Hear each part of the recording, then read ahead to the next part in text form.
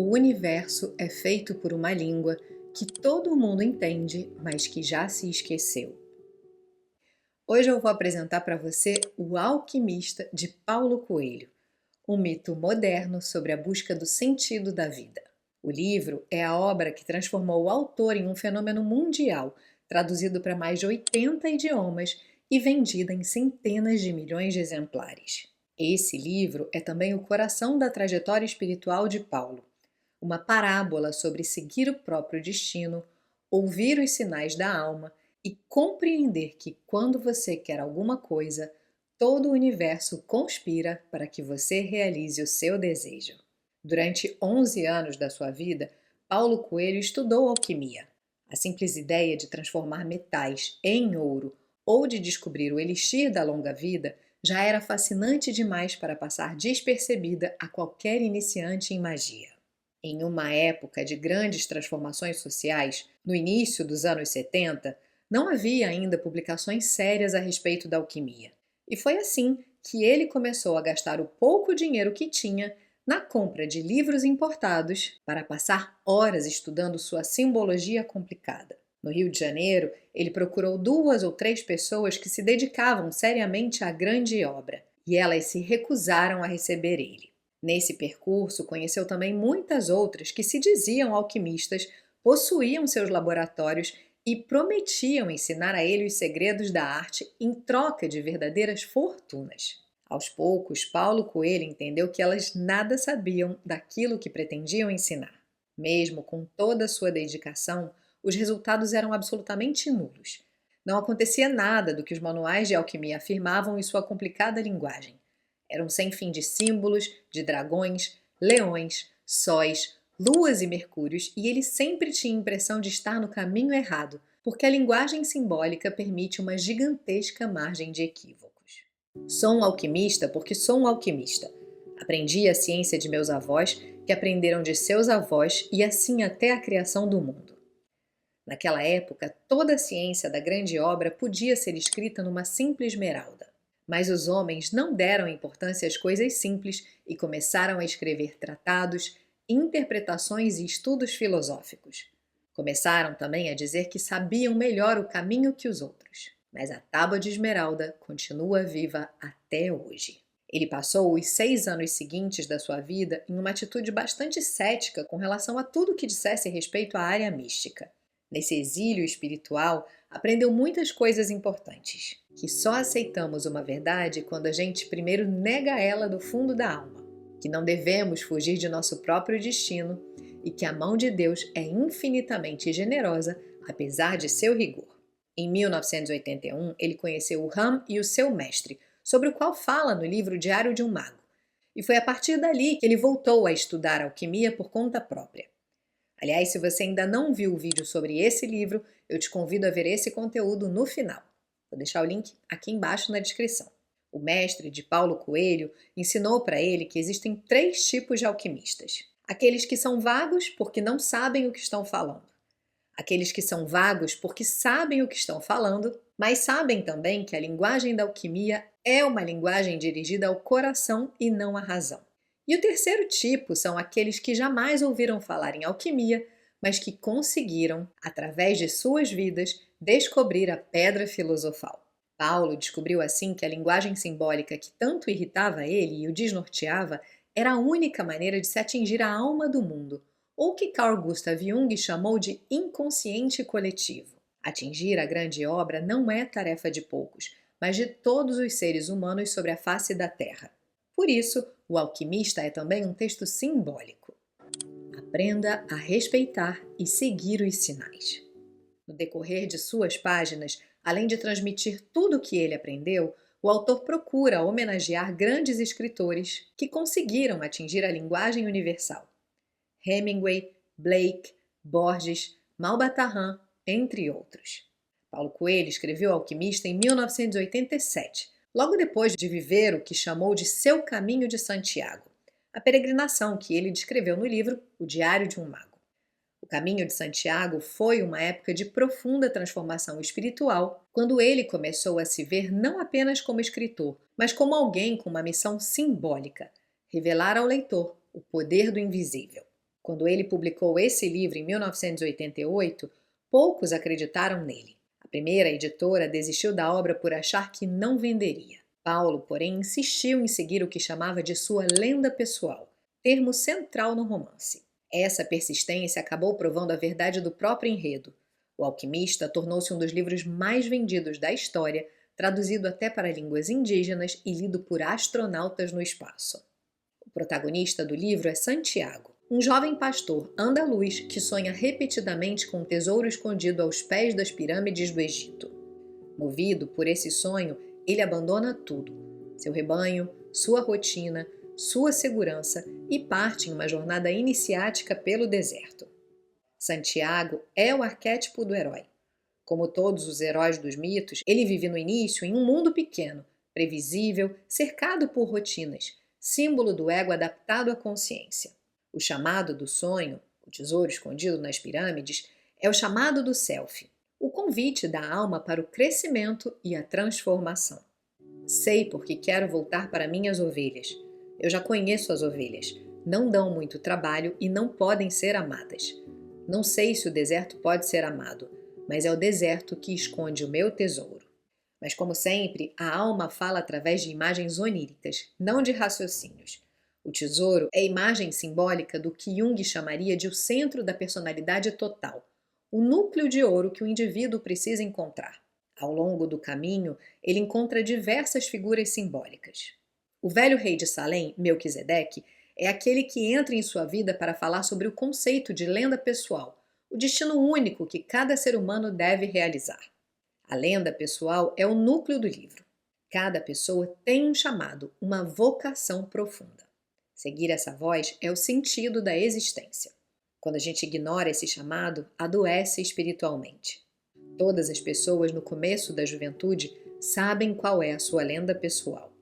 Melquisedeque representa o self aparecendo na consciência, o sábio interno que orienta o ego quando este está pronto para dar o primeiro passo. Ele entrega a Santiago duas pedras, Urim e Tumim, usadas para ler os sinais. Essas pedras simbolizam a capacidade de dialogar com o inconsciente e de ouvir as mensagens simbólicas que a vida oferece.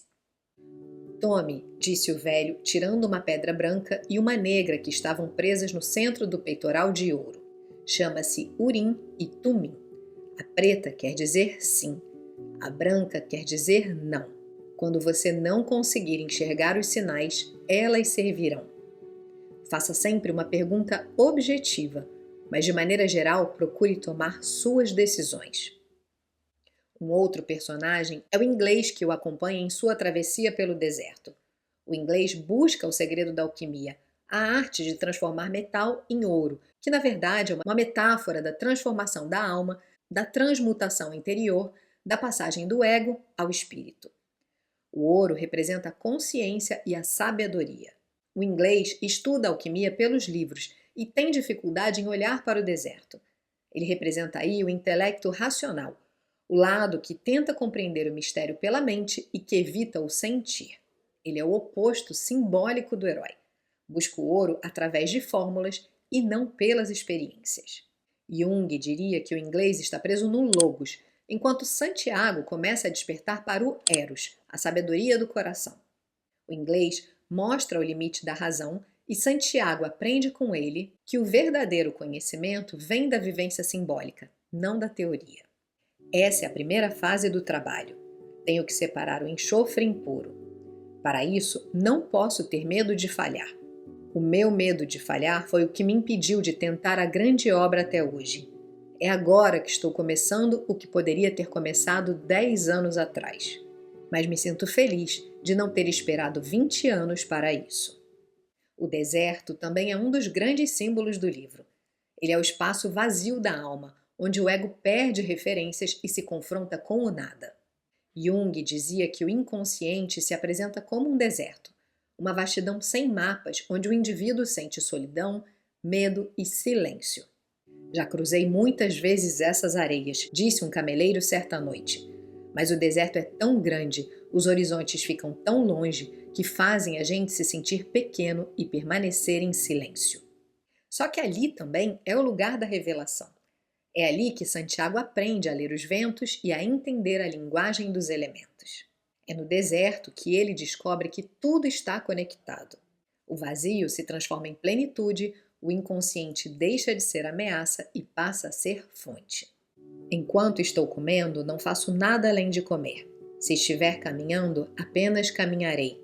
Se tiver que lutar, será um dia tão bom para morrer quanto qualquer outro. Porque não vivo nem no meu passado, nem no meu futuro. Tenho apenas o presente, e ele é o que me interessa. Se você puder permanecer sempre no presente, então será um homem feliz. Vai perceber que no deserto existe vida, que o céu tem estrelas e que os guerreiros lutam porque isso faz parte da raça humana. A vida será uma festa, um grande festival, porque ela é sempre e apenas o momento que estamos vivendo. Fátima é a mulher do deserto. Quando Santiago conhece ela, o amor não surge como distração, mas como iniciação. Ela é o arquétipo da ânima, o feminino interior, mediador entre o ego e o inconsciente. Fátima é o amor que não prende, mas liberta, o amor que revela o verdadeiro sentido da jornada. Santiago entende que seguir sua lenda pessoal não é abandonar o amor, mas transformá-lo em força espiritual. E assim, o feminino deixa de ser objeto de desejo e se torna símbolo de integração. O deserto leva nossos homens e nem sempre os traz de volta. Então, nos acostumamos com isso. Alguns retornam, e então todas as outras mulheres ficam felizes, porque os homens que elas esperam também podem voltar um dia. Antes eu olhava estas mulheres e invejava sua felicidade. Agora vou ter também uma pessoa para esperar. Sou uma mulher do deserto e me orgulho disso. Quero que meu homem também caminhe livre como o vento que move as dunas. Por último, o personagem do alquimista, que dá título ao livro. O alquimista é seu mestre interior, o guia espiritual que surge quando o discípulo está pronto. Ele ensina Santiago a escutar o coração e a ler os sinais do mundo. Na linguagem junguiana, ele é a função transcendente, a ponte entre o consciente e o inconsciente. A gente pode, inclusive, fazer uma analogia aí entre o alquimista e o terapeuta. Ele ensina Santiago a ouvir o coração e a perceber a linguagem do mundo. Em outras palavras, o diálogo contínuo entre a alma e o cosmos. Qualquer coisa na face da Terra pode contar a história de todas as coisas.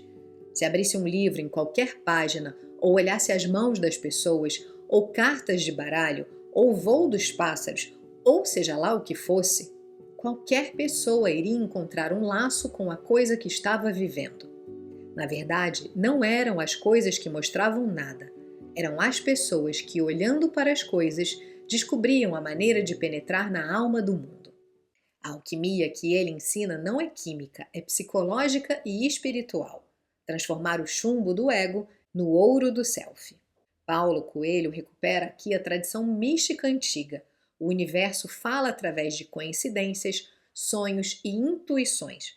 Uma noção conectada com a psicologia analítica de Jung, que fala sobre a sincronicidade. Para escrever esse livro, Paulo Coelho bebeu em fontes herméticas, alquímicas, junguianas, medievais e cristãs, mas também no sufismo, a corrente mística do Islã. A travessia do deserto e a presença do alquimista remetem à tradição sufi do mestre e do discípulo. Logo depois de aceitar o chamado, Santiago é enganado e roubado em Tanger. Esse episódio representa o encontro com a sombra, a parte de nós que contém impulsos, fraquezas e ilusões. A perda do dinheiro e da segurança é a morte simbólica do antigo eu. Para seguir o caminho da alma, o herói precisa abandonar o controle. Essa é uma travessia típica da individuação. O ego perde suas certezas e sente-se impotente, um prenúncio do caos criativo que vem antes da transformação. O Alquimista foi publicado em mais de 170 países, entrando para o Guinness Book como o livro mais traduzido de um autor vivo. Ele já foi adaptado para teatro, quadrinhos, ópera e até para o cinema. Um filme está desde 2003 em desenvolvimento em Hollywood. A última notícia é que o projeto está avançando com a Legendary Entertainment, que adquiriu os direitos em outubro de 2023. Figuras como Will Smith, Madonna, Oprah Winfrey e Bill Clinton declararam publicamente sua admiração pela obra. Em muitos países, o livro é usado em programas de autoconhecimento, espiritualidade e liderança, justamente porque fala uma dimensão universal da alma humana. Quando o herói chega às pirâmides, Santiago descobre que o tesouro não está lá. Ele deve retornar ao ponto de partida para encontrar o ouro onde tudo começou. Esse retorno é o círculo da individuação. O fim coincide com o início, mas a consciência está transformada. O que Santiago realmente encontrou foi a si mesmo. O tesouro exterior é apenas um espelho do tesouro interno, a alma realizada, o self plenamente integrado. Jung diria que o ouro encontrado é o símbolo da totalidade, o produto da união dos opostos, a lápis philosophorum, a pedra filosofal que a alquimia buscava. Em essência, o alquimista é a história de todos nós. É o relato simbólico da alma humana tentando se lembrar de quem é, buscando o tesouro que já carrega consigo, atravessando desertos externos e internos, até descobrir que o ouro verdadeiro é a consciência desperta. Você está no deserto, então mergulhe no deserto. Ele serve para compreender o mundo tanto como qualquer outra coisa sobre a face da terra. Você nem precisa entender o deserto. Basta contemplar um simples grão de areia e verá nele todas as maravilhas da criação.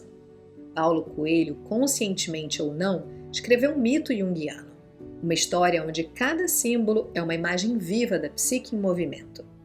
Por isso, o livro encanta e merece ser lido, porque fala diretamente com o inconsciente coletivo.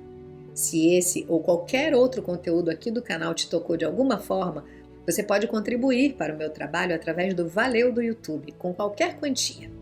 Curtir, comentar e compartilhar também são formas de valorizar a produção de conteúdo que eu realizo por aqui de forma independente e autônoma.